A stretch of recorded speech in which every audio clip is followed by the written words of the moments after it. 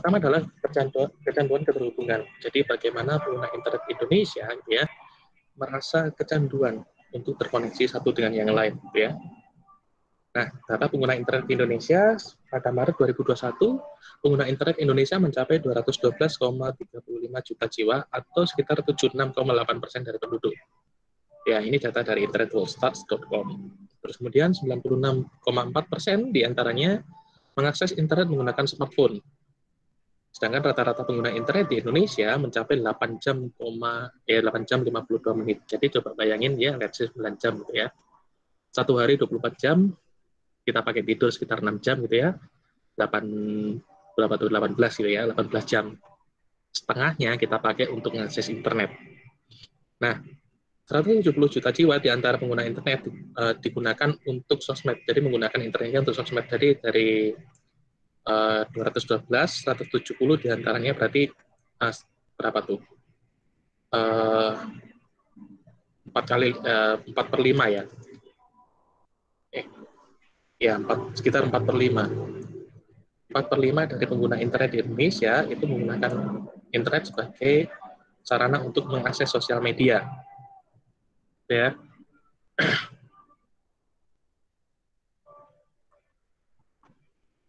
Dan rata-rata 170 juta sih, 4/5-nya gitu ya, menggunakan untuk sosmed, dan 168,5 juta jiwa mengaksesnya via perangkat mobile, jadi mulai handphone, tablet, dan lain sebagainya. Nah, ini menjadi catatan tersendiri ya, bagaimana penggunaan internet di Indonesia ternyata didominasi untuk mengakses sosmed. Dan mengakses sosmed sendiri 3 jam 14 menit di antara 8 jam ini tadi. Berarti ya katakanlah sepertiga gitu ya. Berarti kalau tadi ini setengah, dibagi 3 berarti 1/6 gitu ya, 1/6 masa hidup kita untuk akses sosmed di Indonesia. Ya. Nah, jadi kalau kita bilang bahwa internet memang sudah menjadi bagian dari hidup kita, mencoba menggunakan internet, kita sudah masuk di era di mana menggunakan internet lebih masif untuk terkoneksi dan terhubung dengan orang lain, bahkan tidak hanya dengan orang lain, bahkan dengan alat-alat di sekitar kita, atau lebih dikenal sebagai Internet of Things, gitu ya. Menggunakan cara terhubung dengan orang lain yang belum pernah dialami sebelumnya. Oh ya, sini teman-teman pernah ngakses ini kan ya, pernah menggunakan telepon umum? Pernah. Pernah lah ya. Pernah. Wartel? Iya, Pak. Pasti pernah juga. Telepon umum pernah, apalagi wartel. Nah, sebenarnya secara tidak kita sadari, penggunaan internet itu mendorong kita untuk bergerak atau menggunakan media komunikasi yang jauh lebih beragam. Mungkin kalau teman-teman mulai masa surat, terus kemudian telepon, terus kemudian bergeser dengan penggunaan internet, WA, gitu ya. Tapi kalau misalkan zaman saya dulu sempat pakai Mic33 atau MSID, mungkin kalau kalian BBM lah ya, fase pertama BBM. Setelah BBM masuk ganti WA, SMS dulu, SMS, ya kan, SMS, telepon genggam, ponsel. Setelah ponsel kemudian masuk ke BBM, di mana kalian mengirim pesan kan lebih cepat, lebih instan, atau lebih sering disebut sebagai instant messaging, IM. Terus kemudian dari instant messaging bergerak lagi jadi apa namanya WA. Dari yang awalnya cuma sebatas teks jadi telepon, dari cuma sebatas telepon jadi video call, dari video call antar orang jadi 4 orang, dari 4 orang jadi 8, dari 8 jadi sekelas, kita pakai Meet atau Zoom gitu ya. Sebenarnya internet mendorong penggunaan atau cara berkomunikasi yang lebih masif, dan nggak pernah kita bayangin sebelumnya kalau kita bisa kuliah sambil kayak gini nih. Misal saya sambil tadi teman-teman lihat ada yang saya lagi makan, ya, atau mungkin kayak lagi nge-es gini. Mungkin teman-teman ada yang di kosan, ada yang di rumah, ada di misalkan yang lagi ikut MPKM ya di tempat MPKM gitu ya, atau berbagai macam cara sebelumnya yang nggak pernah kita bayangkan. Ternyata kita bisa nyambung sama poin di bawahnya, kita bisa bekerja dan sekolah di mana saja. Dari mana saja. Ya, nggak pernah kita bayangin ternyata bisa loh sampai sejauh ini ternyata penggunaan internet, ya. Dan nyatanya penggunaan internet mendorong kita menerima informasi lebih banyak. Ya, informasi yang kita terima lebih banyak daripada periode-periode sebelumnya. Bahkan di bukunya Jalaluddin Rahmat, informasi yang kita terima saat ini tuh 50-80% lebih banyak daripada apa yang diterima oleh orang-orang di tahun 60-an. Ya. Nah, tapi apa ketika kita ngomongin lebih banyak berarti apakah berarti positif dong, Pak? Jangan salah dulu. Ini pasti yang kita rasain semuanya. Kalau kita ketinggalan handphone, ini lebih bingung daripada kita ketinggalan dompet. Karena sekarang apa? Dompet isinya apa? Duit cash yang mungkin nggak seberapa, terus kemudian apalagi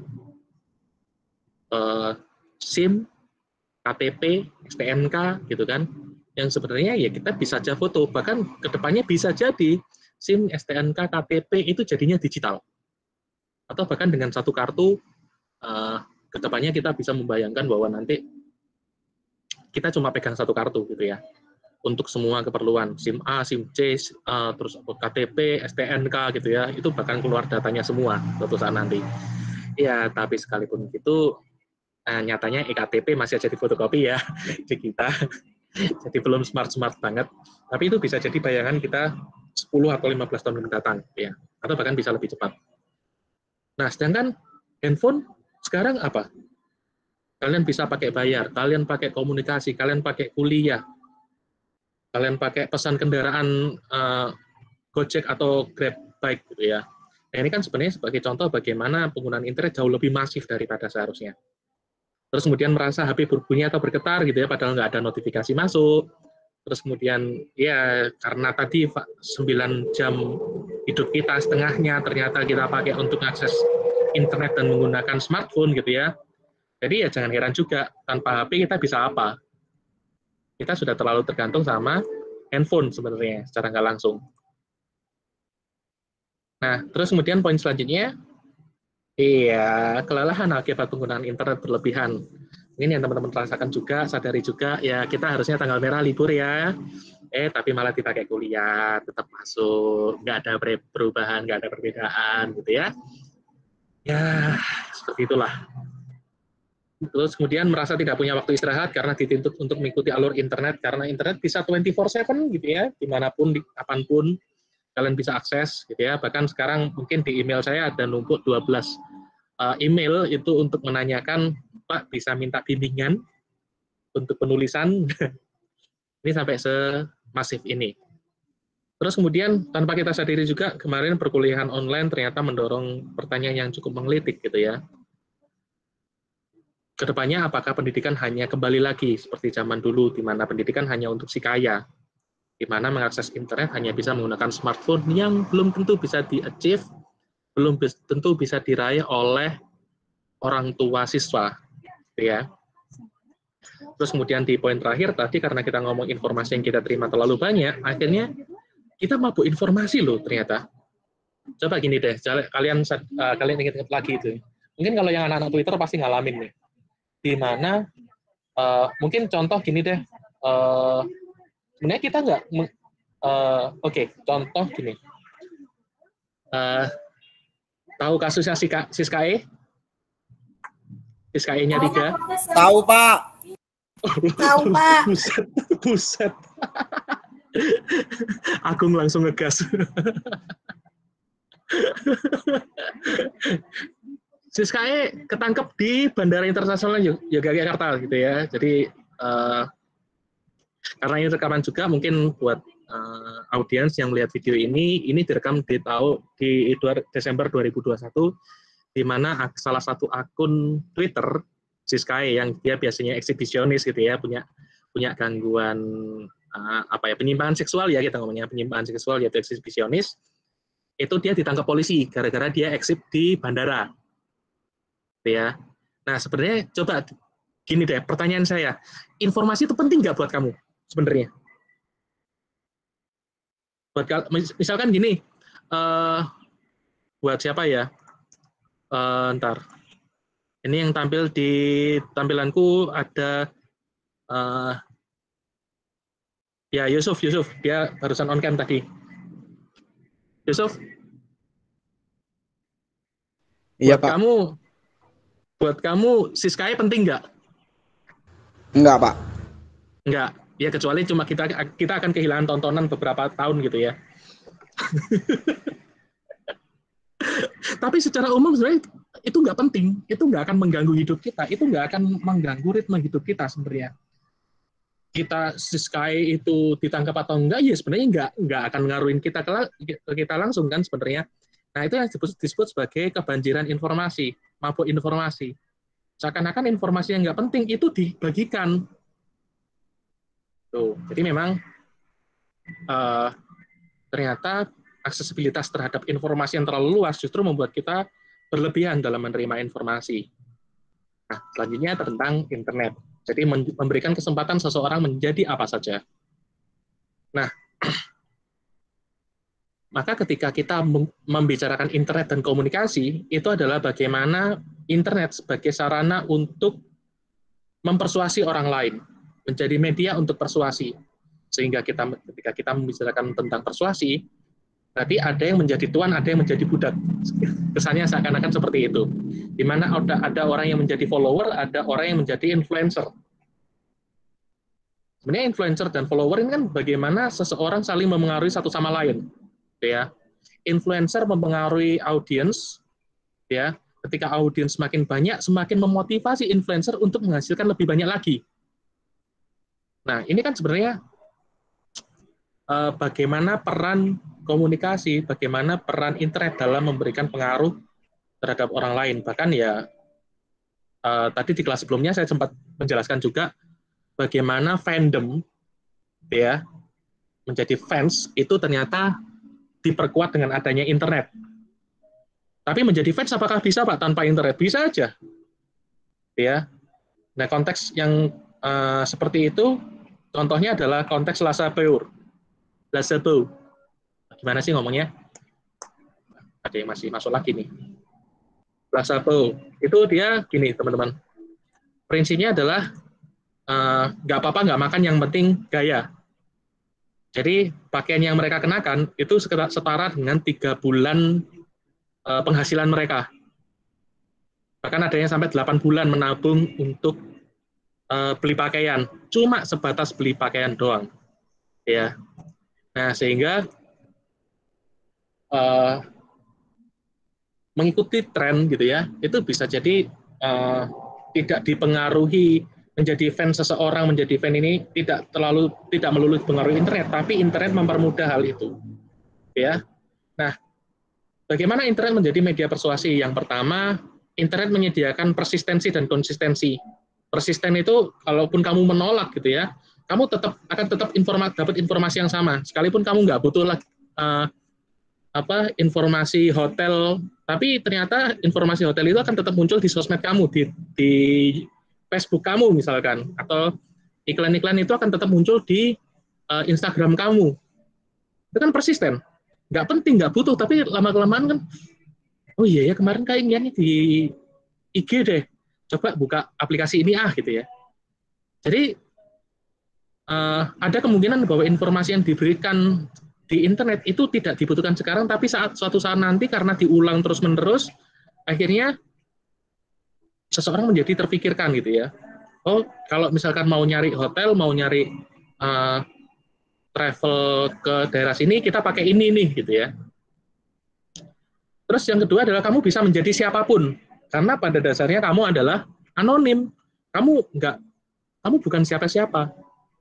Bahkan yang Siska E-nya 3 itu namanya bukan Siska aslinya. Tadi ada portal berita yang nyebutin inisialnya NFW apa NSW gitu loh. Nah, berarti kan bukan Siska gitu ya. Jadi kamu bisa jadi siapapun.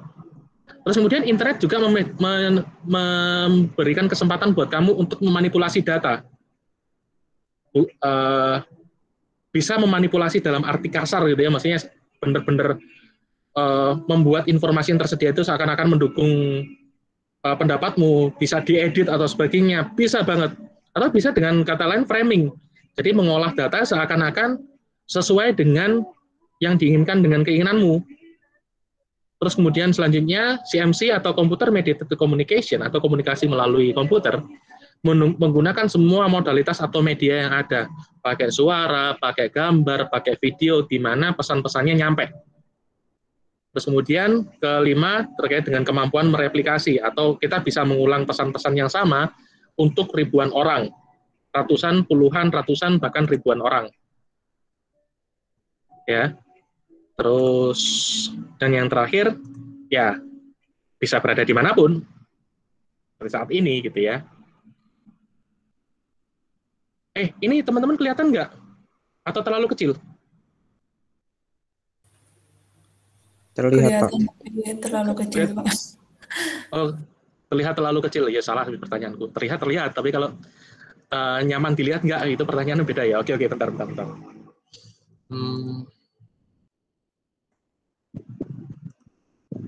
Malah makin parah.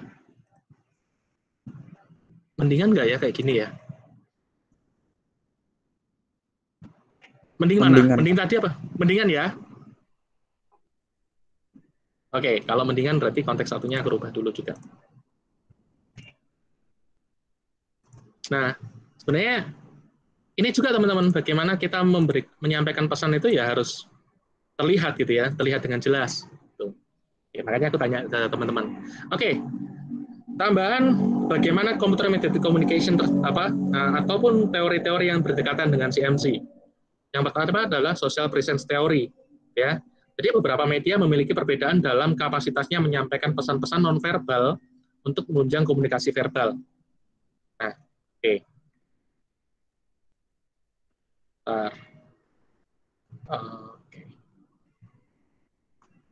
Nah, sekarang saya akan Google Meet, Zoom itu memberikan berbagai macam modal atau memberikan berbagai macam cara untuk memperkuat pesan-pesannya gitu ya. Makanya saya lebih suka ngobrol gini ya teman-teman, karena ya kita ada kesempatan lebih untuk mengeksplor informasi gitu ya. Nah, contoh aja kayak gini gitu ya. Tadi mungkin teman-teman akan sekarang saya hanya kalian ketika mendengarkan saya, informasi yang saya sampaikan, apa yang memperkuat komunikasi verbal yang terjadi itu hanya tinggi rendah suara. Misalkan social presence theory, beberapa media memiliki perbedaan dalam kapasitasnya menyampaikan pesan-pesan nonverbal untuk menunjang komunikasi verbal. Flat, nggak kaya informasinya. Tapi ketika intonasi suara, oke, jelas memberikan perbedaan makna. Terus kemudian andai kata saya melakukan ini, ketika saya on cam lagi, nah, oke. Beberapa media memiliki perbedaan dalam kapasitasnya menyampaikan pesan-pesan nonverbal untuk menunjang komunikasi verbal. Nah, ini kan berarti ada gerakan tangan, ada tinggi rendah suara. Itu sebenarnya turut mempengaruhi bagaimana kita berinteraksi dalam kondisi pandemi seperti ini, di mana teman-teman tidak bisa melihat keseluruhan gitu ya, body language dan lain sebagainya. Bahkan ada yang off cam di sini gitu ya. Saya kalau misalkan nggak lihat ada yang bingung atau enggak gitu ya, nggak akan bisa memahami. Tapi kalau on cam gini, saya bisa, oh ternyata ada yang sambil kegiatan lain, ada yang sambil makan, ada yang sambil minum, ada yang sambil ngemil. Ngemil nggak apa-apa loh Pak ya. Mungkin tadi ada yang sempat di awal tadi ada suara kendaraan belakang gitu ya. Bisa jadi lagi di pinggir jalan atau lagi di perjalanan gitu ya. Nah itu kan berarti menandakan kondisi teman-teman yang berbeda-beda. Nah, oke. Yang kedua adalah social context cues, di mana orang yang berkomunikasi menggunakan komputer cenderung untuk diindividuasi, kurang mematuhi norma, dan tidak terpengaruh oleh karakteristik orang lain atau pengaruh orang lain, seperti karisma, dominasi, atau tekanan sosial itu kalau misalkan dalam konteks CMC itu nggak ada, ya, atau cenderung minim. Kemudian media research theory, semakin variatif atau banyak informasi yang disampaikan oleh media, semakin baik media tersebut. Misalkan, contoh, WA kenapa lebih dilihat menarik dibanding si Pejar gitu ya? Karena kalau kita melihat komponennya, apa yang menjadikan berbeda antara si Pejar dengan WA itu adalah nomor 2, segera. Ya, konteks sesegera mungkin inilah yang membuat akhirnya penggunaan WA menjadi lebih menarik gitu ya. Terus kemudian selanjutnya SIDE atau Social Identity Model of the Individuation Effect. Jadi ketika terjadi interaksi yang tidak memperlihatkan wajah, akan terjadi visual anonymity condition. Setelah kondisi pertama terjadi, individu yang terlibat dalam interaksi kelompok, mereka akan membentuk identitas kelompok seperti halnya offline. Jadi kalau misalkan teman-teman dikasih, kalian nggak pernah bertemu wajah atau nggak pernah on cam sama sekali gitu ya. Ketika kamu ditanyain, apa hubunganmu sama ini? Oh, dia teman saya kelas psikologi komunikasi offering A di psikologi. Tuh, kamu kok bisa yakin seperti itu? Kenapa kamu bisa menyebutkan itu? Ya karena namanya ada, sekalipun kita nggak pernah lihat wajah langsung, tapi namanya ada. Nah, itu yang disebut sebagai social identity model dalam konteks individuasi. Kemudian signaling teori menjelaskan mengapa orang percaya banyak informasi offline, tapi online nggak percaya. Ya, karena tadi padahal konteks online memberikan informasi lebih banyak gitu ya. Nah, selanjutnya adalah electronic propinquity teori, di mana interaksi yang dimediasi komputer tetap mampu menjalin kedekatan dengan orang lain selama memungkinkan adanya komunikasi face to face. Jadi adanya on cam seperti ini tetap membuat kita kedekatan itu bisa terjalin seperti halnya komunikasi langsung gitu loh. Terus kemudian yang selanjutnya adalah social influence theory. Jadi orang yang memiliki ikatan lebih kuat, lebih mampu memaknai informasi yang tersedia, terlepas dari seberapa kaya informasi yang ada. Jadi misalkan gini, Liliana deh, ya. Liliana, temenmu yang dari sastra siapa?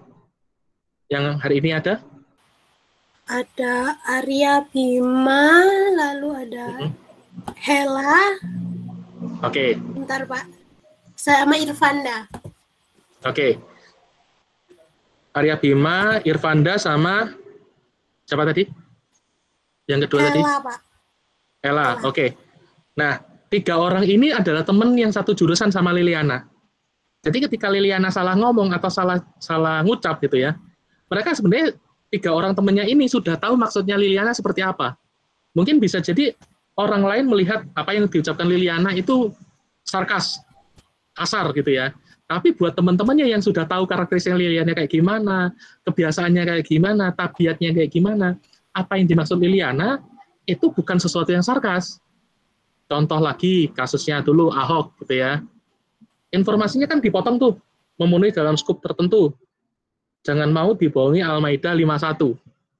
Padahal kalau dilihat konteks sebelum dan sesudah, itu ada konteks yang ternyata dihilangkan. Sehingga fokus informasi, balik lagi, framing tadi ya. Kalau orang-orang yang sudah tahu karakternya seperti apa, yang dimaksud ya memang jangan mau digiring hanya dengan opini agama. Kompetensi seseorang, kapasitas kemampuan seseorang, itu tidak hanya dengan agamanya. Nah, itu yang akhirnya menjadikan berbeda. Tuh. Dan buat orang-orang yang membenci ya dengan mudah menyimpulkan bahwa ini salah gitu ya. Terus kemudian channel expansion theory, semakin sering sebuah media digunakan semakin bermakna informasi dari media tersebut. Ya, makanya jangan heran kalau misalkan orang sudah kena hoax dari Facebook dan dianggap Facebook memberikan informasi yang buat dia menurut dia tepat gitu ya. Maka informasi dari Facebook selalu dianggap benar gitu ya. Kenapa? Memberikan makna. Selanjutnya, social information processing, teori ini menjelaskan butuh waktu seberapa lama dan bagaimana interaksi dengan orang yang menjadi teman secara virtual itu mampu mencapai level setinggi interaksi offline. Ya, kalau electronic propinquity dia ngomong bahwa oh ini akan kedekatannya akan sama. Tapi social information processing ngomong seberapa lama itu terjadi, ya. Dan yang terakhir adalah hyperpersonal CMC. Jadi dia menjelaskan bagaimana komunikasi melalui internet itu mampu memfasilitasi impresi dan hubungan secara online lebih konteks offline, melebihi loh ya, melebihi. Jadi orang-orang yang pansos, orang-orang yang yes gitu ya, yang dia pamer pencapaian, ya kalau pencapaian dia beneran gitu ya nggak apa-apa ya, tapi sebenarnya konteks internet memberikan kesempatan orang untuk melebihi seharusnya. Misalkan contoh, satpam, ngaku polisi, terus kemudian dia menghamili beberapa perempuan, pas dimintain pertanggungjawaban ternyata satpam. Nah ini kan sebenarnya hyperpersonal CMC sebenarnya yang terjadi. Ya. Oke. Teman-teman kalau punya pertanyaan silakan langsung ini ya, langsung ngomong atau mau di chat juga silakan gitu ya. Saya akan sampai selesai dulu. Nanti biasanya siapa tahu, Pak biar nggak lupa Pak, saya catat dulu. Silakan di chat gitu ya. Silakan dicatat. Nah, kecanduan internet, gejala kecanduan yang muncul pada semua jenis kecanduan yang terdeteksi. Jadi sebenarnya apa yang ada di kecanduan internet itu gejalanya mirip banget sama kecanduan-kecanduan lain. Baik itu kecanduan judi, kecanduan narkoba, kecanduan miras gitu ya, gejalanya sama. Nah, tokoh yang menginisiasi istilah internet addiction atau kecanduan internet gitu ya, adiksi internet, itu ada dua, dan ini dua-duanya di tahun 95 gitu ya.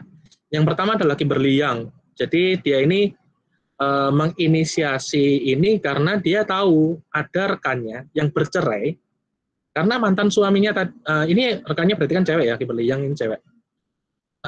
Rekannya ada yang bercerai karena mantan suaminya terlalu tenggelam dalam chat dan kemudian menikahi orang yang ditemui di dunia maya. Di chat tadi dia nikah akhirnya.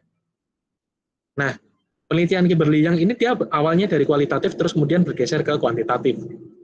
Nah, ini yang agak ngeselin nih yang kedua nih, Ivan Goldberg.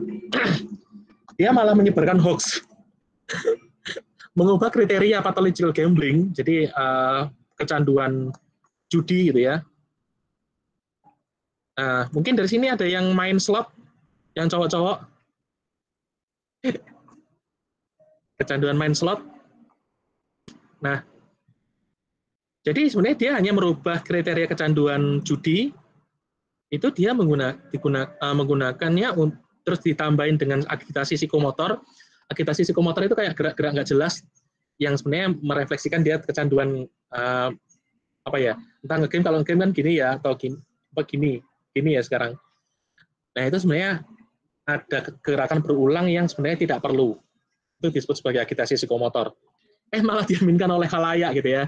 Jadi dia itu cuma nyebar hoax, terus dia bikin forum bantuan untuk membantu mereka yang kecanduan internet. Dia cuma asal nyeplos, tapi justru diamini oleh banyak orang gitu loh. Tapi dia sendiri menyangkal dan menganggap bahwa internet addiction itu nggak ada. Ya. Namun kedua orang tersebut, terlepas dari nomor 2 yang agak ngeselin gitu ya alasannya, dia bikin. Nah, menemukan hasilnya relatif sama dalam mengkategorisasikan kecanduan internet. Oke, ini cukup clear di teman-teman? Cukup, Pak. Oke ya. Cukup, Pak. Cukup ya, oke. Baik. Yang pertama adalah salience, jadi ketidakmampuan untuk menahan diri. Ya.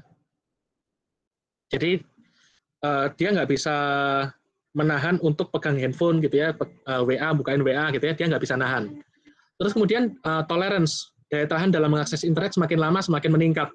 Jadi misalkan kita umumnya tadi, di data awal misalkan 3 jam, ada orang yang awalnya 4 jam, dari 4 jam jadi 5 jam, dari 5 jam jadi 6 jam, dari 6 jam jadi 9 jam, dari 9 ke 12 gitu ya. Nah itu kan sebenarnya bagaimana daya tahan seseorang dalam mengakses internet makin lama makin tinggi. Gitu ya. Terus selanjutnya adalah mood modification. Jadi dengan mengakses internet, dengan menggunakan internet, membuat moodnya yang buruk jadi lebih baik. Membuat dirinya yang jadi merasa tidak bisa apa-apa, jadi merasa bisa. Jadi ya hyperpersonal tadi. Satpam belagak polisi. Bisa. Terus selanjutnya loss of control. Jadi kalau ini ketidakmampuan untuk mengendalikan diri dan tidak memedulikan dampak psikososial yang muncul. Jadi ketika dia menggunakan internet terus-menerus, dia jadi nggak kerja, dia jadi malas gitu ya. Itu kan mengendalikan diri. Terus kemudian withdrawal. Withdrawal ini gejala-gejala sakau. Jadi kayak kehilangan minat, gelisah, tegang, mudah tersinggung, menggigil, mual, apatis, mudah marah gitu ya. Ini ada semua. Apalagi kalau di anak-anak, gimana? Tantrum. Tantrum itu kayak, mungkin buat teman-teman yang non-psikologi, tantrum itu kalau teman-teman melihat anak kecil yang guling-guling di tanah, kalau misalkan dia nggak keturutan gitu ya, orang tuanya nggak nurutin apa yang dia inginkan, itu tantrum. Responnya berlebihan. Terus kemudian yang terakhir adalah denial and concealment. Kalau denial ini dia menolak, dan dia seakan-akan memberikan pembenaran atas perilaku apapun yang dia lakukan gitu ya. Terus concealment ini dia menyembunyikan kecanduannya dari orang lain di sekitar dia. Ya. Nah, dampak yang muncul seperti apa? Yang pertama adalah carpal tunnel syndrome. Syndrome. Oke. Suaraku masih clear kan? Terlepas ada background lagu. Masih clear, Pak. Clear, Pak. Masih clear ya? Oke. Carpal tunnel syndrome yaitu saraf terjepit di area pergelangan tangan. Biasanya di sini. Karena kan biasanya kita megang mouse kan gini ya, teman-teman. Ini kan jadi tumpuan. Nah, makanya juga pemain-pemain e-sport itu kebanyakan dari mereka pensiun di usia 27, bahkan paling tua itu cuma 30, 35 gitu ya. Itu karena sarafnya di sini, di area sini udah terjepit. Gitu. Mereka yang terlalu lama menggunakan internet kan juga sama, menggunakan mouse akhirnya kalau misalkan pakai PC gitu ya. Resiko pertama itu. Yang kedua adalah waktu tidur terganggu, obesitas, penglihatan lebih bermasalah karena minus lebih cepat nambah. Terus kemudian perubahan struktur otak, ini Lin dalam Rahmat 2019, merusak hubungan sosial, karena selain mendekatkan yang jauh, sebenarnya internet dan sosial media membuat menjauhkan yang dekat. Nah, terus kemudian menambah beban finansial kalau teman-teman misalkan menggunakan fasilitas di dalam internet yang dia sifatnya mendapatkan benefit kalau dia bayar gitu ya. Berarti kan nambah pengeluaran. Terus kemudian kematian dan akibat fatal lainnya. Jadi kalau teman-teman baca Jalaluddin Rahmat itu kematian ya kalau nggak hanya di buku itu sih. Mungkin beberapa tahun yang lalu juga seringkali ditemukan orang yang meninggal karena dia terlalu lama mengakses internet gitu ya. Atau bahkan ada anak yang diabaikan oleh orang tuanya karena dia menggunakan internet secara berlebihan gitu ya. Anaknya ditinggal buat nge-game bahkan. Nah, selanjutnya adalah pro kontra adiksi internet. Ya, kalau kita ngomong does it exist gitu ya. Apakah beneran ada nih adiksi internet gitu ya, kecanduan internet. Nah, bagaimana ini coba kita berpikir gitu ya. Bagaimana menggolongkan adiksi apabila kecanduan dianggap sebagai bagian dari gangguan mental. Ketika gangguan itu dianggap sebagai abnormal, di mana abnormal itu tidak sama dengan yang lain. Tapi bayangin, coba ketika orang lain makin banyak yang dipaksa menggunakan internet berlebihan, masihkah kecanduan internet sebagai abnormalitas? Atau justru ternyata kecanduan internet adalah standar baru, normal? Oke. Coba sampai sini teman-teman bisa bayangin ya. Bagaimana ternyata sesuatu yang baru itu justru jadi standar baru. Kecanduan yang dianggap sebagai abnormalitas justru dianggap sebagai standar baru saat ini. Nah, itu kan berarti sebenarnya standar abnormalitas itu bergeser makin lama. Kecanduan internet bisa jadi bukan lagi kecanduan. Kalau ternyata masa pakai internet tadi rata-rata 9 jam jadi 12 jam. Orang yang mengaksesnya 12 jam jadi ya standar normal baru. Oh iya, saya kan saya kan normal. Karena sekarang banyak orang yang pakai 12 jam, bukan lagi 9 jam kayak dulu. Ya. Nah, penelitian Widianto sama Griffiths tahun 2007, nah Griffiths tahun 2000, penelitian yang pertama, menganggap penggunaan internet berlebihan bukan merupakan kecanduan terhadap internet, namun media untuk memenuhi kecanduan lainnya. Misalkan, kecanduan terhadap gambling, terhadap judi. Akhirnya apa? Main slot pakai internet. Terus kemudian kecanduan terhadap pornografi, yang dia kecanduan kan terhadap pornografinya, bukan terhadap internetnya. Jadi sebenarnya internet itu hanya media untuk memenuhi kecanduan lainnya, bukan kecanduan terhadap internet itu sendiri. Nah, di penelitian ini dia ngomong perlu pembedaan kecanduan terhadap internet dan kecanduan di internet. Ya. Nah, perlu dibeda ini. Kecanduan terhadap internet berarti terhadap internetnya itu sendiri. Kalau kecanduan di internet berarti kecanduan yang dimunculkan oleh adanya internet. Tanpa internet, kecanduan ini pun tetap ada. Tadi contoh, LaSalle tadi. Kalau LaSalle dia dari tahun 70 atau 60-an saya agak lupa. Pokoknya ketika dia merdeka, banyak orang yang akhirnya ngimpor pakaian dari Perancis gitu ya. Louis Vuitton, terus kemudian Chanel gitu ya. Itu mereka udah bisa beli sebelumnya. Ketika ada internet cuma mempercepat aja gitu loh. Kecanduan terhadap pornografi sudah ada mulai zaman dari majalah, terus kemudian contoh kalau di luar negeri ada Playboy, terus kemudian bergeser ke video, jual beli video porno gitu ya, video-video bokep. Dulu pakai kaset, sekarang adanya internet nggak ada tuh kaset bokep lagi gitu misalkan. Orang lebih milih streaming. Ya sebenarnya apa? Streaming ya internet hanya memudahkan, internet hanya memberikan fasilitas, bukan sebagai kecanduannya itu sendiri. Namun di sisi lain, Young tahun 96 sama Griffiths tahun 2000 juga pada penelitian yang kedua menemukan bahwa adanya kecanduan terhadap internet karena menggunakan aplikasi internet yang tidak ada pada media lain seperti chatroom atau RPG. Ini genre game ya, RPG. Yang pertama chatroom. Kamu tidak bisa mengumpul. Gini. Kenapa chatroom hanya ada di internet? Karena tidak mungkin kita berkomunikasi langsung dengan dua orang atau lebih, gitu ya. Berkomunikasi dengan dua orang lebih, tapi tidak ada, gimana ya penjelasannya ya. Kamu tidak bisa mengumpulkan dua orang atau lebih di satu waktu untuk membahas sesuatu yang sama dengan jarak yang jauh berbeda. Ya, kita bisa ngumpulin kalau mereka saling berdekatan atau kalau kita ngobrol langsung. Tapi dengan adanya internet, kita bisa menarik orang dari manapun, sebanyak apapun, berdiskusi dengan tema yang sama. Terus kemudian yang kedua adalah RPG, role play game, gitu ya. Jadi kamu memerankan sesuatu. Ya kalau di RPG kan kamu bisa menjadi penyihir, kamu bisa menjadi pemanah, kamu bisa menjadi kesatria, kamu bisa menjadi orang yang menyembuhkan gitu ya. Tapi mana mungkin sih di real world kamu jadi penyihir? Ya, mana mungkin sih kamu diserang monster, ada monster aja enggak gitu ya. Diserang sekencang apapun darahmu cuma berkurang sedikit gitu ya. Ya nggak mungkin. Makanya internet memberikan kecanduan lainnya. Ya. Nah, ini kecanduan terhadap internet. Nah, di catatan terakhir, Widianto sama Griffiths ngomong, kecanduan internet itu memang ada, tapi kecanduan itu hanya mempengaruhi sangat kecil dari pengguna internet itu sendiri.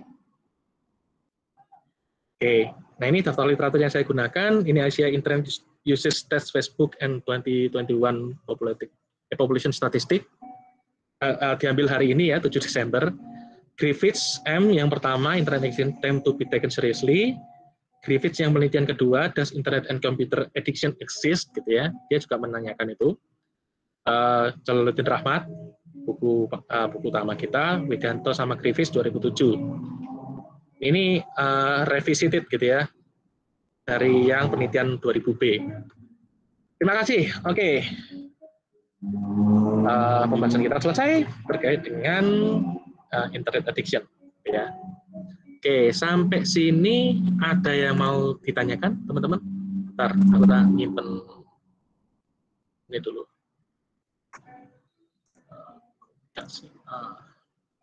Kehadiran pertemuan 15. Oke, silakan dari teman-teman kalau ada yang mau tanya.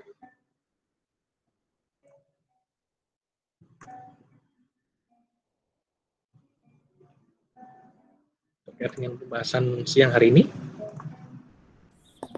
Pak, saya izin bertanya. Monggo, Almia.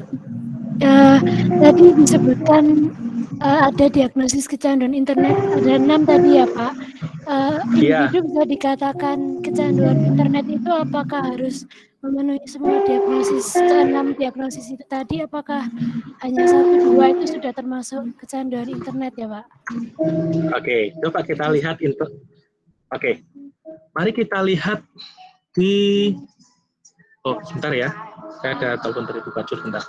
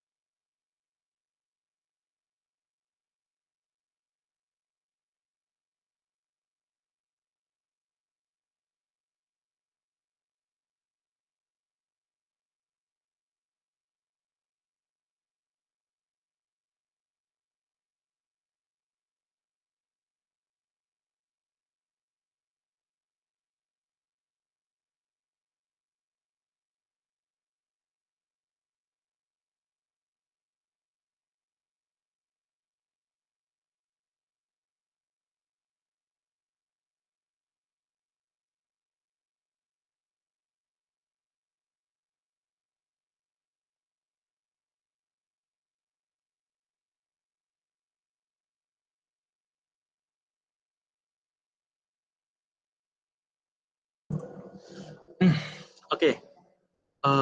Ya, silakan tadi mau nanya ya, Alwia ya. Oh, masalah DSM ya, bentar. Aku lihat di ini dulu.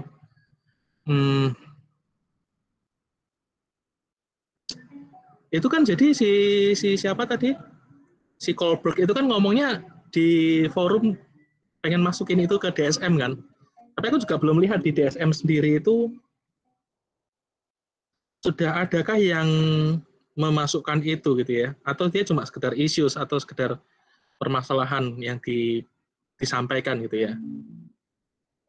Ntar aku cari dulu DSM 5.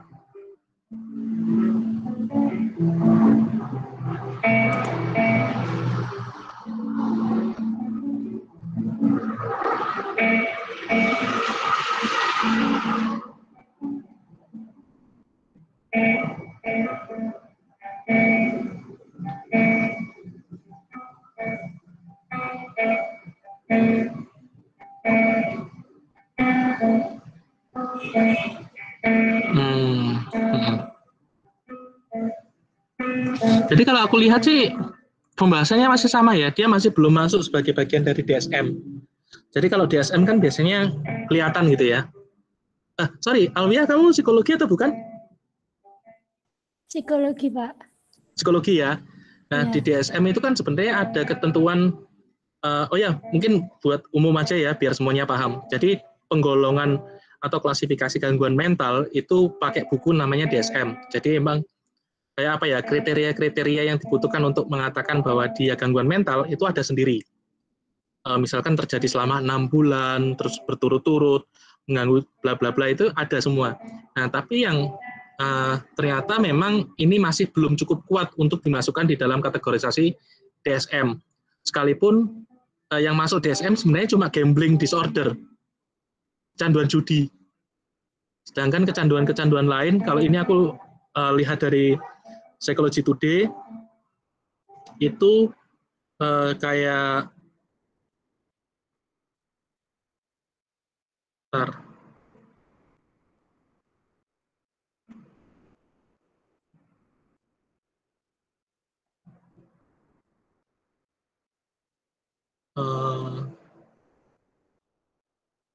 masih ini sih, masih perdebatan sepertinya. Aku belum lihat yang DSM-nya langsung ya, karena aku masih belum ada atau belum punya DSM terbaru. Tapi kalau aku lihat dari bahasan-bahasan yang ada, itu sebenarnya masih tidak menggolongkan masih tidak menggolongkan gangguan kecanduan internet sebagai permasalahan psikologis. Jadi kalau misalkan dikatakan batasannya seperti apa, di bukunya Rahmat hanya menjelaskan definisi-definisinya aja. Jadi ketentuan-ketentuan lebih lanjutnya dia nggak nyebutin sih. Kayaknya aku harus baca lebih dalam masalah ini di tulisannya Griffith tadi sih. Itu menurutku.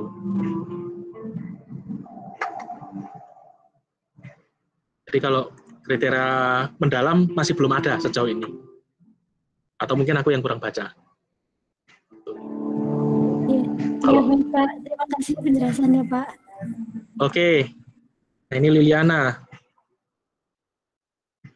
Oke, izin bertanya Pak, apakah kecanduan internet ini sudah termasuk dalam gangguan mental? Nah, ini masih belum ya tadi. Lalu bagaimana awal mulanya kok bisa berita yang tidak penting tiba-tiba tersebar di internet? Apakah awalnya hanya untuk fun-fun saja? Bagaimana? Oh ya, jadi informasi yang nggak penting itu sebenarnya ya kalau kita ngomong kayak guyonan beberapa bulan yang lalu ya. Kalau Anda nggak sesuai ya marketnya bukan Anda.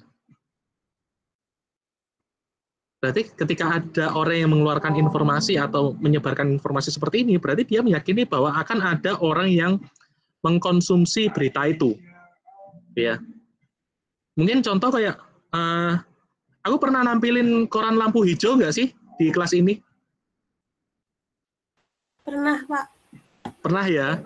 Nah, itu kan kalau buat orang-orang yang misalkan buat ekonom gitu ya, yang nggak penting, mending lihat kontan daripada lihat koran lampu hijau gitu kan. Buat orang-orang lihat Jawa Pos mungkin nggak terlalu penting, mending baca Tempo. Nah, marketnya tetap aja berbeda. Ya, sekalipun akan ada yang mengkonsumsi itu, gitu ya. Jadi tiba-tiba tersebar di internet ya kadang-kadang kurang berita juga kan. Siapa tuh? Nagita Slavina hamil lagi atau lahiran. Ya bodoh amat, nggak akan jadi kaya sekaya mereka kok gitu ya. Kecuali saya pegawainya gitu ya. Terus kemudian tiba-tiba THR dikasih iPhone 13 gitu ya. Ya beda cerita gitu loh. Ini kita nggak penting buat kita, mereka nggak penting gitu loh. Terus bagaimana pula dengan pemilihan penggunaan bahasa yang harus secara frontal tanpa penghalusan dan penyebutan nama langsung tanpa inisial dalam berita yang kemarin sempat ramai. Berita apa nih? Yang nggak ada inisialnya, pelakunya, Pak korbannya?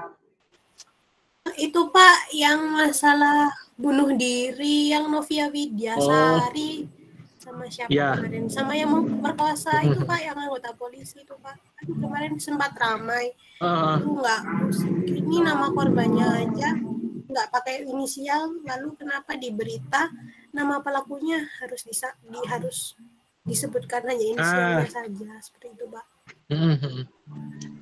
Ya ini memang jadi perdebatan ya. Ini memang jadi perdebatan. Tapi nggak usah kayak nama deh. Pelaku itu ya udah pelaku aja, sekalipun dia dari polisi, dari tentara ya udah sebut aja dia pelaku, bukan oknum. Dan seringkali kita mendengar oknum. Ya kalau dia salah sebagai personal ya sebut aja dia sebagai personal pelaku. Ya. Nah, memang akhirnya gini teman-teman. Ini perlu diteliti lebih lanjut ya sebenarnya. Bagaimana respon masyarakat kalau misalkan mau gitu tentang kebahasaan seperti ini akan cukup menarik untuk dikulik gitu ya. Tapi kalau misalkan dalam konteks computer mediated communication seperti ini, mungkin aku lihat karena tiap orang anonim, tiap orang bisa jadi siapapun, dan tiap orang bisa jadi merasa dirinya kebal dari hukum, karena dia tidak mungkin merasa tidak mungkin dikejar. Nah, ada yang baru masuk ya.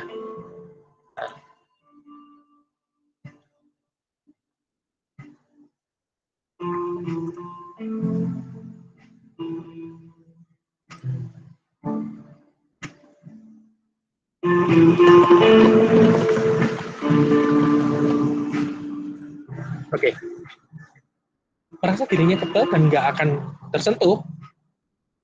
Jadi akhirnya dia bisa jadi nyebar informasi kayak nama nggak disensor, mungkin kayak video pas kecelakaan si siapa itu kemarin yang meninggal itu, Vanessa Angel gitu.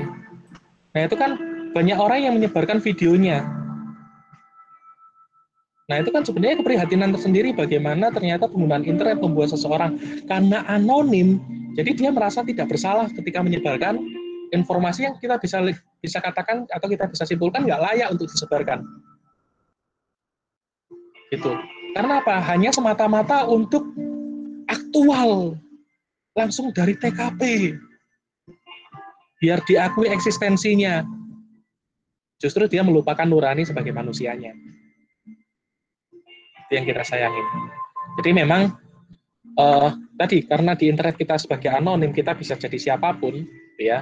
Ini membuat kita lupa untuk bertanggung jawab atas apa yang kita ketik, atas apa yang kita lakukan, atas apa yang kita sampaikan ke orang lain. Itu sih menurutku. Gimana, Liliana? Udah clear ya? Oke. Silakan teman-teman yang lain kalau kita mau. Yoi. Teman-teman silakan kalau ada yang mau diskusi terkait dengan pembahasan hari ini.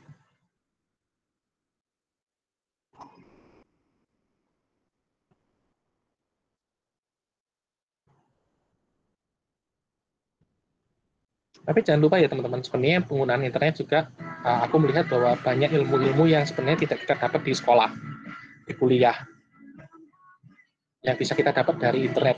Ya, mungkin teman-teman di sini psikologi, ada yang dari FIP, ada yang dari sastra. Mungkin kalian bisa belajar di lain fakultas, di lintas fakultas. Bisa jadi juga kalian bisa belajar di luar jurusan, di lain univ gitu ya. Karena adanya SPADA. Kalau di luar negeri itu di TED gitu ya, PID. Itu kan juga memberikan kalian kompetensi tambahan gitu loh, pelajaran tambahan. Tuh. Jadi kalau ada yang bilang kuliah di luar negeri itu sulit, iya kalau kamu harus keluar negeri ya sulit. Tapi kalau bisa di sini kenapa enggak? Gitu. Tinggal mau sertifikatnya tinggal bayar. Ikuti pelatihannya, ikutin penilaiannya, beres. Kalian bisa punya ijazah Harvard atau surat keterangan pendamping ijazah gitulah ya. Bahwa kalian ngambil kompetensi, misalkan di psikologi UM misalkan nggak ada psikologi forensik, tapi kamu penasaran psikologi hukum, ambil aja di mana gitu ya, yang nyediain course-nya. Enak kan? Tapi sayangnya memang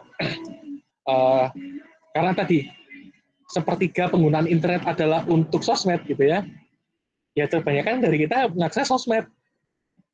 Tapi dari sosmed juga sebenarnya teman-teman, aku harap juga kalian belajar ternyata permasalahan-permasalahan yang ada di internet itu juga bisa diakibatkan dari atau bisa kita ambil dari internet gitu loh. Jadi kalau misalkan teman-teman kalau psikologi bisa ngambil fenomena dari ini, kalau misalkan teman-teman yang sastra Cina misalkan bahasa Mandarin kayak gimana gitu ya. Terus kemudian yang VIP, apa ya kemarin PLS ya kalau salah ya, teman-teman yang VIP ya. Atau dari jurusan lain aku agak lupa. Itu ada deh yang dari VIP di kelas ini. Itu ngambil tentang apanya nih mau diangkat gitu ya. Jadi harapannya ketika kalian berinteraksi, berkomunikasi, baik itu secara langsung. Jadi gini teman-teman. Harapannya setelah kelas ini selesai, karena ini kan pertemuan terakhir kita juga ya. UAS juga sudah bisa dilihat di Cipejar. Sebenarnya adalah ketika kalian berkomunikasi dengan orang lain, harapannya kalian bisa memahami apa yang terjadi. Tidak mudah atau tidak cepat-cepat mengambil kesimpulan gitu ya. Kalian juga akan membedakan bagaimana ketika kita berkomunikasi dengan orang lain, komunikasi interpersonal, bagaimana konteksnya dalam komunikasi massa, bagaimana konteksnya dalam komunikasi menggunakan internet atau melalui internet, bagaimana komunikasi intrapersonal sebagai bagian melihat, mengevaluasi perkembangan diri kita sendiri gitu ya. Nah itu membuat proses kalian berkembang menjadi lebih baik. Ya. Gak usah muluk-muluk, masalah nilai nggak usah muluk-muluk gitu ya. Tapi yang penting adalah kalian memahami apa yang menjadi alasan seseorang menyampaikan sesuatu. Bagaimana caranya, dan mungkin kalian tidak mudah nggak mudah terpantik gitu ya ketika ada informasi-informasi yang mungkin tidak sesuai dengan keyakinan kalian. Oke. Silakan siapa yang mau nanya? Masih belum ada yang nanya lagi nih.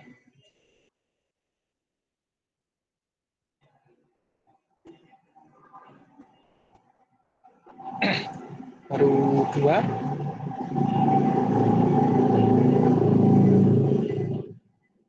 Wih, ada. Olivia Ayu. Oke, izin bertanya, bagaimana dengan konseling yang sekarang makin banyak dilakukan secara online? Seperti via chat, telepon, atau video call. Itu apakah bisa mempengaruhi prosedur yang biasanya dilakukan secara tatap muka? Ataukah akan ada dampak tersendiri? Akan ada dampak, emailku banyak sekali.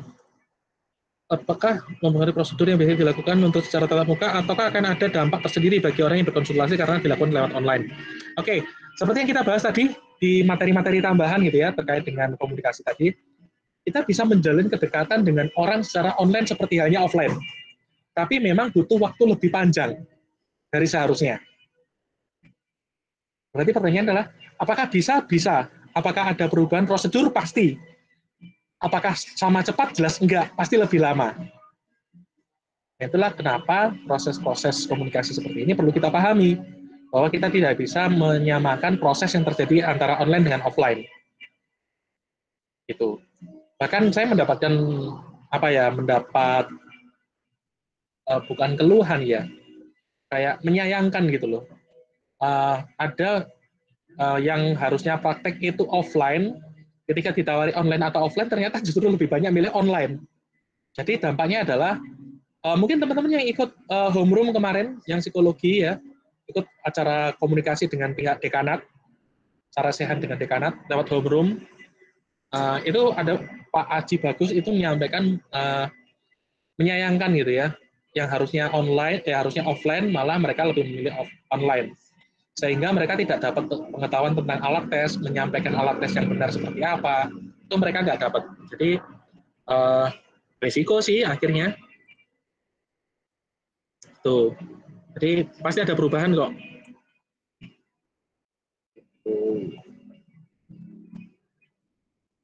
Oke, silakan. Ada lagi yang mau ditanyain?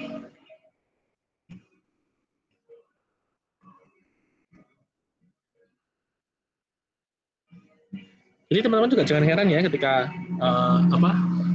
dalam internet juga ya modus-modus kejahatan juga muncul ya. Penipuan melalui telepon. Kayak kemarin deh yang barusan rame yang di Instagram, panggilan masa kecil. Terus kemudian apa lagi kemarin? Apa lagi? Yang sempat rame di IG yang masalah apa sih itu? Aku nggak lupa sih. Sekolah di mana? Momen kalau di psikologi kemarin ya aku ikut ngisi itu C1 momen. Oh ya, Diki Lutfi, silakan. Saya ingin bertanya tentang gimana cara kita mengambil sikap terhadap informasi-informasi yang beredar di internet gitu loh, Pak. Kan kalau di internet kan ya maksudnya setiap konten yang beredar itu pasti punya tujuannya sendiri-sendiri gitu kan, Pak. Dan itu tergantung ideologi masing-masing gitulah. Ya. Dan seringkali kan terdapat beberapa kubu yang saling berbeda gitu loh. Kontradiktif bahkan pertentangan gitu kan ya.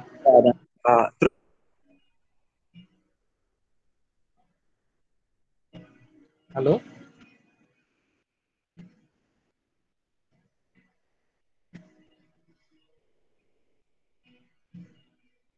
Diki, suara kamu terputus. Bentar, dicek aja. Wah. Suara kamu tadi terputus Mas dari ini. Dari titik mana tadi ya? Bertentangan. Ya, Pak. Nah, terus kan kita sebagai bagian dari masyarakat itu kan ya gimana dalam hal mengambil sikap itu, Pak, mana yang harus kita pihaki gitu kan. Dan ya itu, Pak, maksudnya gimana kita untuk mengambil sikap dalam hal itu, Pak. Oke, sip. Oke, terima kasih. Nah, sepertinya kita pernah bahas bahwa gimana pun juga sebenarnya informasi yang kita konsumsi itu adalah informasi yang kita pilih.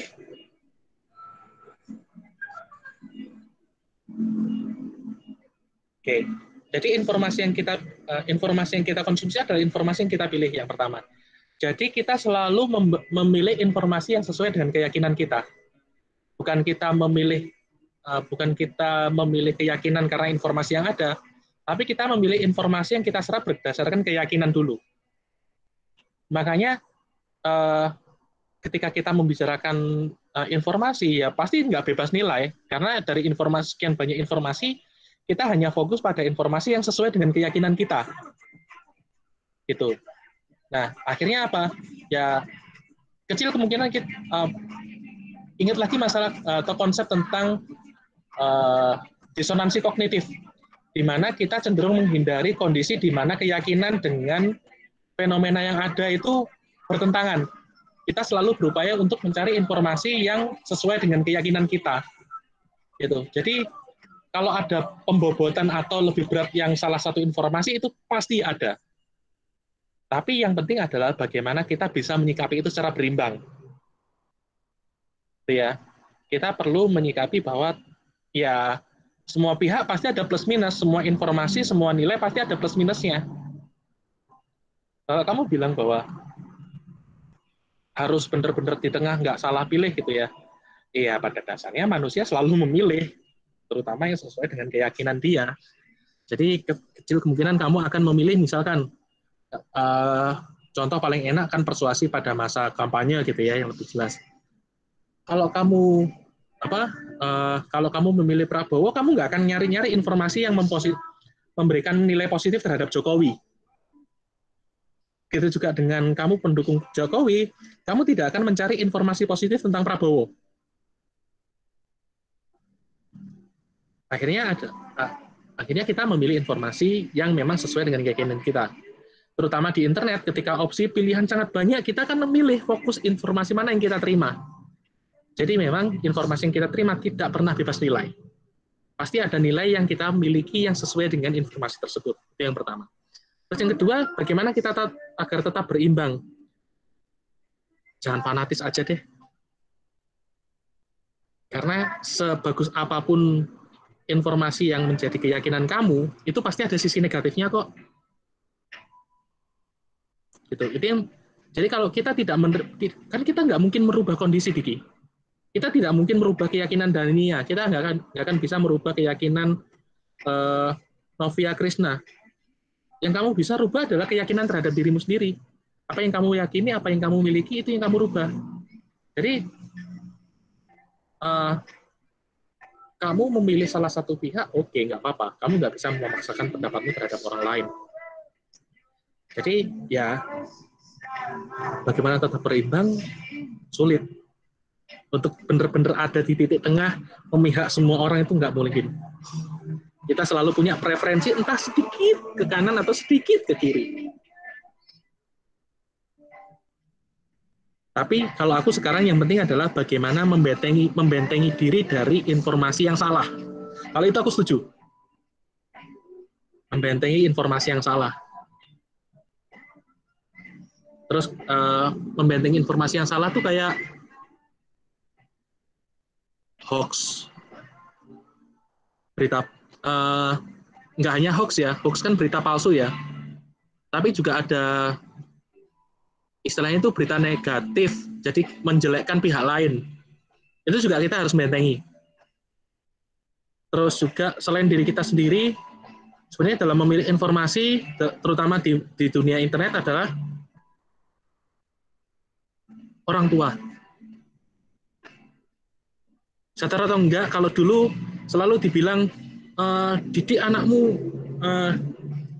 dengan baik, agar dia bisa memilih mana yang baik dan mana yang buruk. Tapi orang tua kita sekarang itu cara nggak sadar, kalau teman-teman nggak mendampingi orang tua kalian, itu justru memilih media yang salah. Jadi sebenarnya literasi internet itu udah nggak butuh buat kalian. Literasi internet itu dibutuhkan oleh generasi di atas kalian.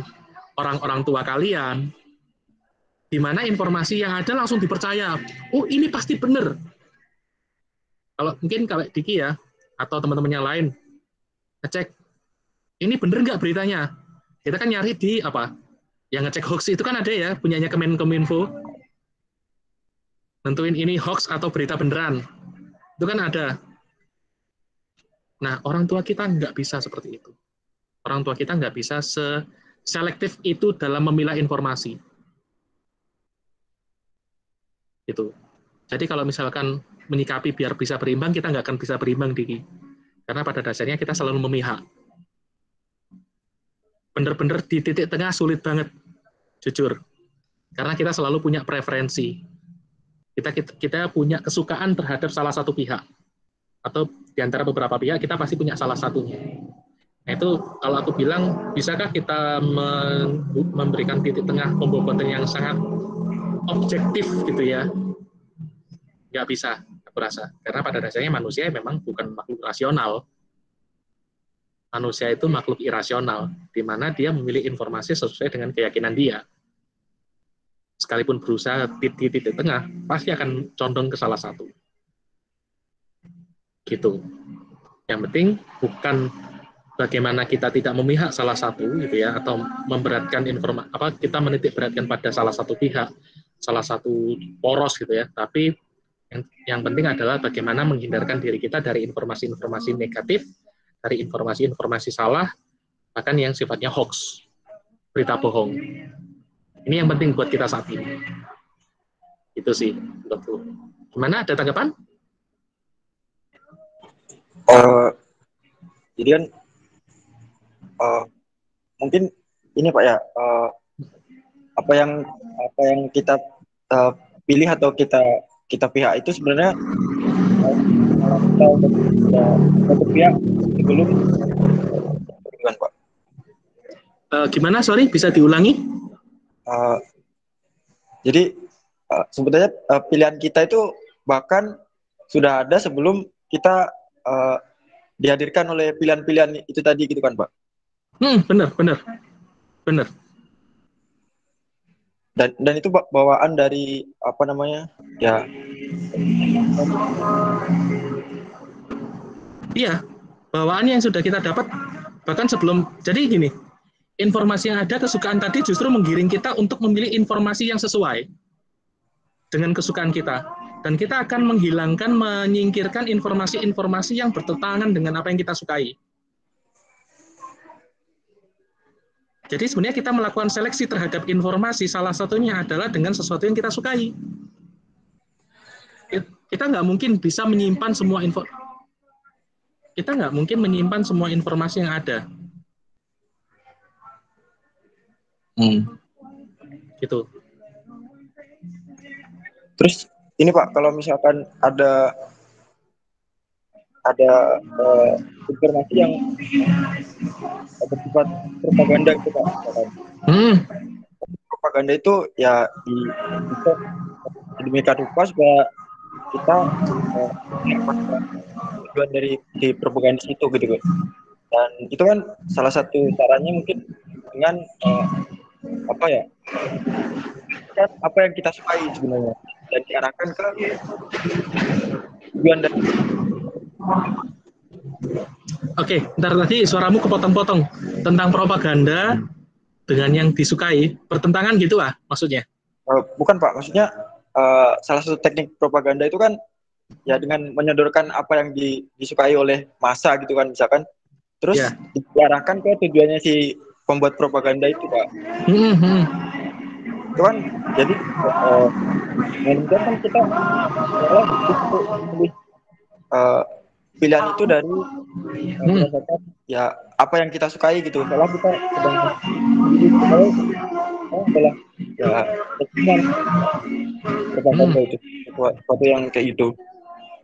Oke, sebenarnya propaganda itu kan persuasi, membujuk. Propaganda itu tentang membujuk orang lain, tapi bahasa yang digunakan itu bahasa-bahasa yang sifatnya patriotik. Setahuku lah ya, seingatku, propaganda itu menggerakkan massa, menggerakkan orang lain untuk mengikuti keinginan. Memang sama. Dan sifatnya patriotik gitu ya.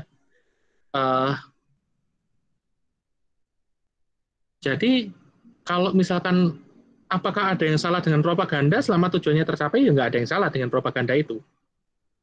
Toh kalau misalkan kita nggak suka dengan pilihan yang ada, kita dikasih propaganda sekenceng apapun, itu nggak akan ngaruh ke kita kok. Karena pada dasarnya, balik lagi, kita memilih informasi yang sesuai dengan diri kita.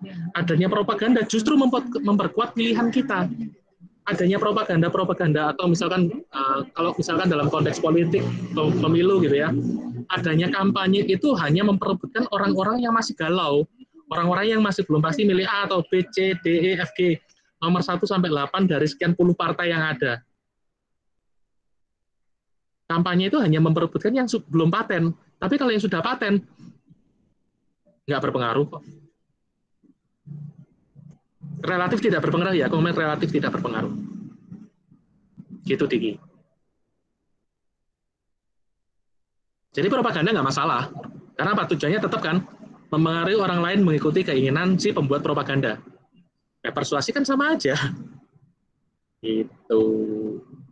Oke, ada tambahan lagi mungkin dari Diki? Sudah mungkin Pak. Oke, sip. Ada yang lain kah? Tapi sepertinya waktunya udah habis ya. Harusnya sampai 14. Gimana? Saya mau tanya tentang ini Pak. Bentar, kurang jelas suaranya. Gimana? Tentang di luar bab ini, Pak. Oh, nggak apa-apa. Nggak apa-apa. Yuk. Jadi yang saya ya baca itu sejauh ini, jadi manusia itu sebenarnya secara psikologis kan menjauhi apa yang baginya itu kayak menimbulkan ketegangan dan mendekati apa yang menyenangkan baginya gitu, Pak. Betul. Itu kalau dalam hal misalkan orang sorry, suaramu putus lagi. Bentar, kalau pesawat juga. Oke, udah jauh. sorry. Gimana? Kalau ada orang merasa takut gitu kan, Pak, itu kan dia mendapat ketegangan gitu kan dan berusaha untuk menghindarinya gitu kan, Pak. Betul. Itu kan tapi kalau dia orang jadi berani gitu, Pak, itu apakah sebuah kelainan atau malah itu yang normal, Pak? Oke. Ini konteks umum apa konteks komunikasi nih? Biar aku bisa jelasin lebih enak. Bebas, Pak? Bebas. Oke. Kalau dalam konteks kita jelasin komunikasi dulu ya. Kenapa orang akhirnya memilih untuk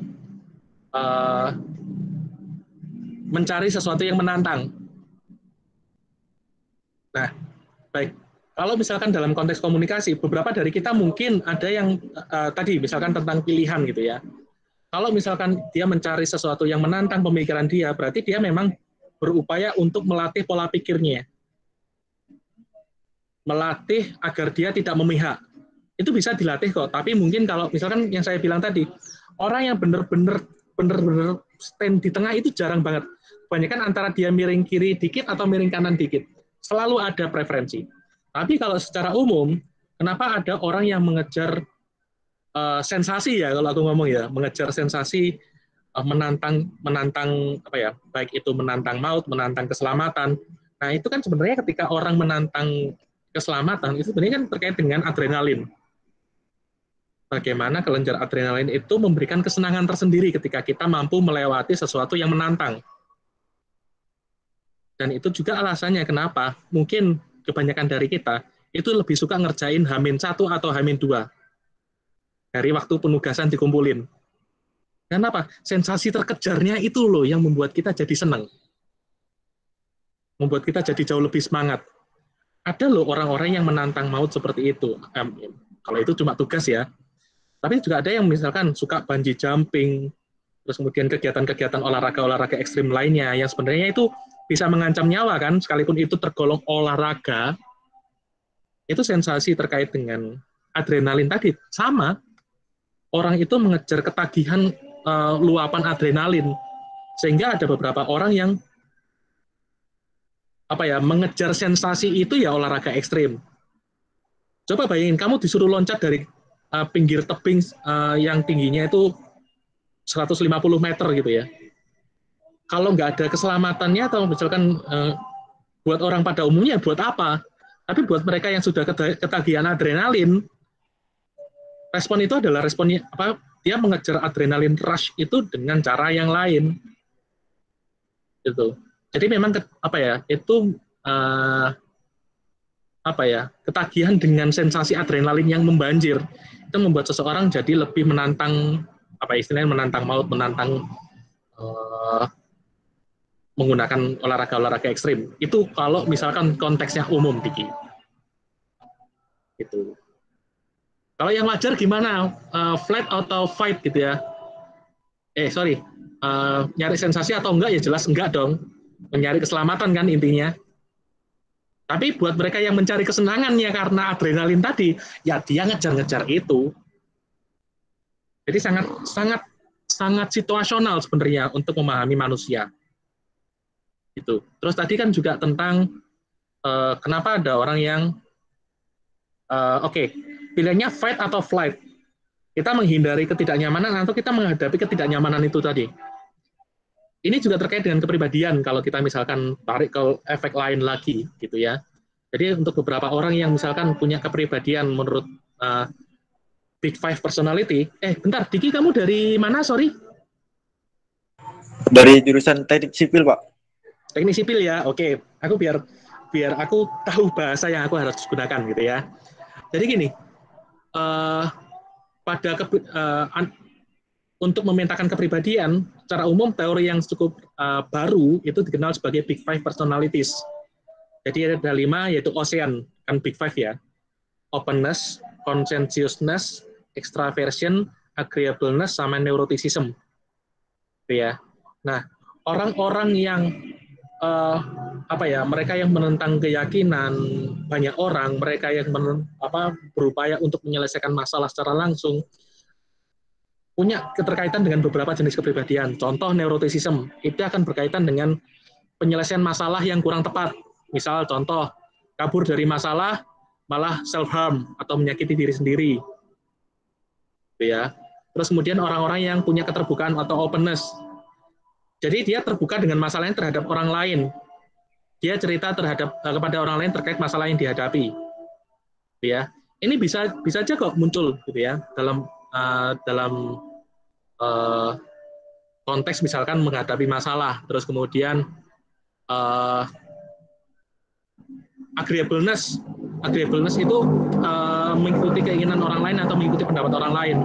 Jadi kalau orang lain menyarankan A, dia ikutin A dalam menyelesaikan masalah itu. Orang lain ngomong B, dia ngikutin cara B dalam menyelesaikan masalah itu.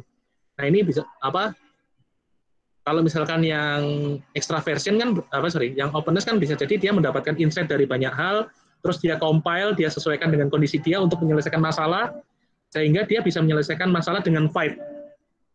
Dia menantang masalahnya, mengcounter masalahnya.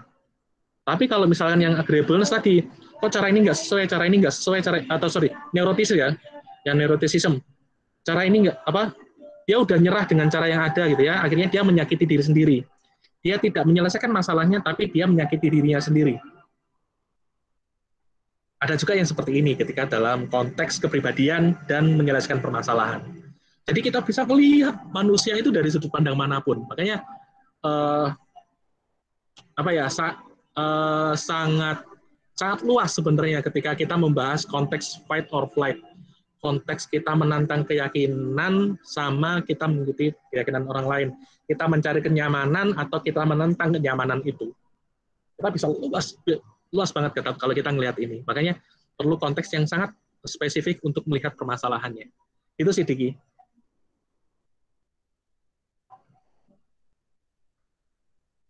Gimana?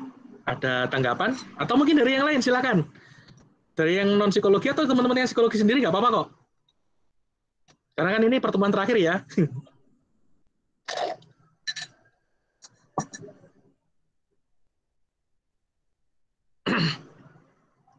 Diki jadi mikir-mikir nih. Apa yang terjadi padaku? Kamu anak UM kah? Iya, Pak. Ya udah, kapan-kapan kalau psikologi kita udah offline gitu ya, nongkrong di kantinnya psikologi yang baru, nanti tak layanin ini diskusi kita. Kayaknya kamu punya banyak pertanyaan yang ingin ditanyain deh. Saya lagi di ini Pak, di UM juga Pak. Oh, ntar aku hari ini belum ke kampus sih. Kalau mau nongkrong kapan deh? WA aku ya. Mau besok nongkrong di kantinnya VIP, monggo. Iya Pak. Kabar-kabar ya. Nah, ya, Pak. Karena kalau aku pas offline itu aku lebih sering ditemui di kantin daripada di ruanganku sendiri.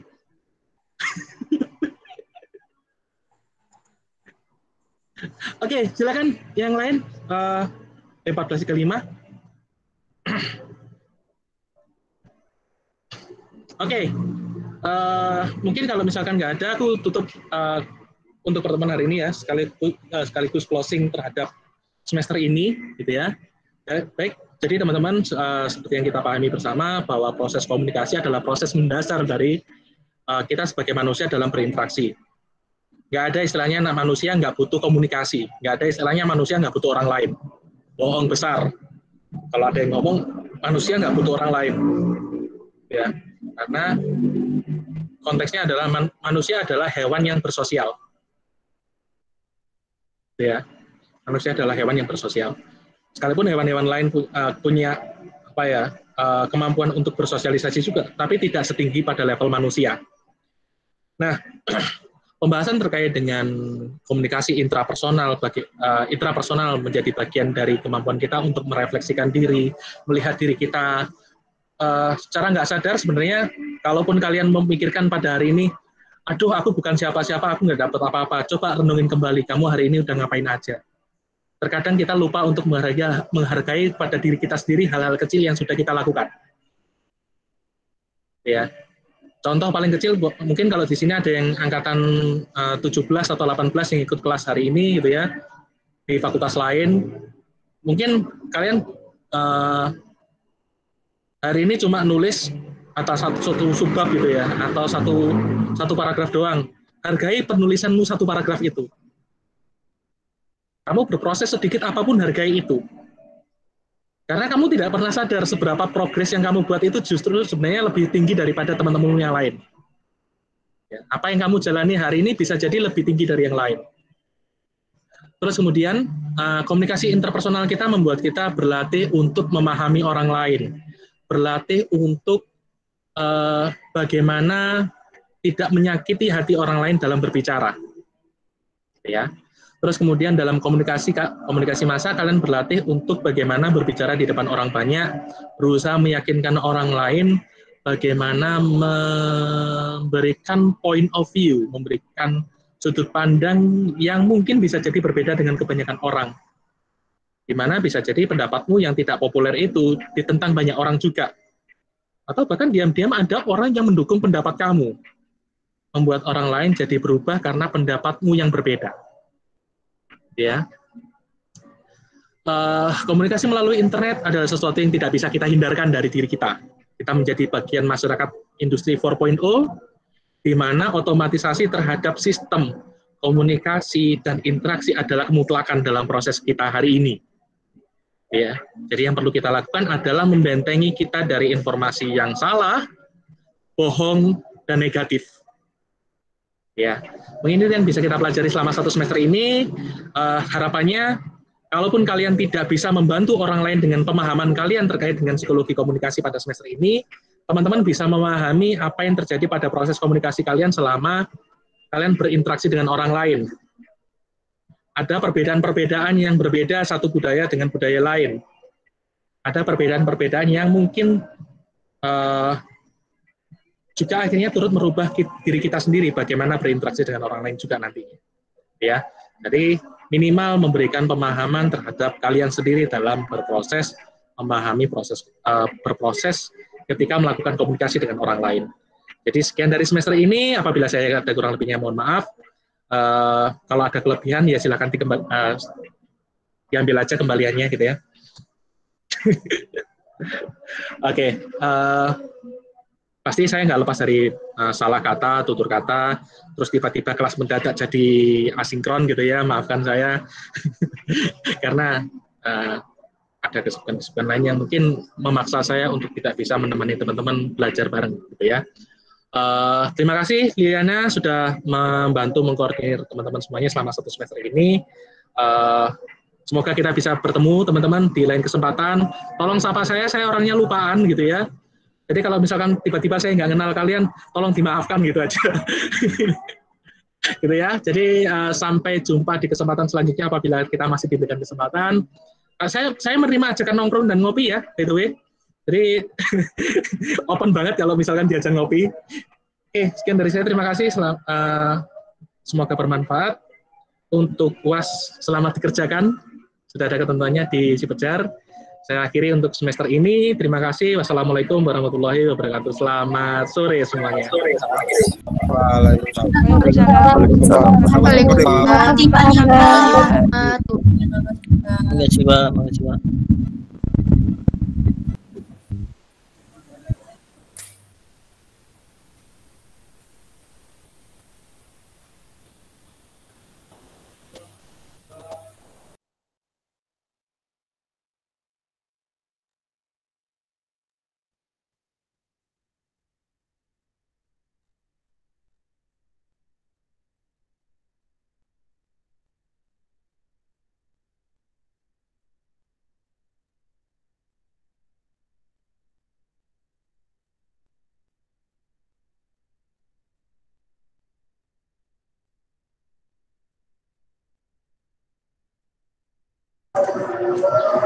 Halo teman-teman, silakan keluar dari Google Meet ya.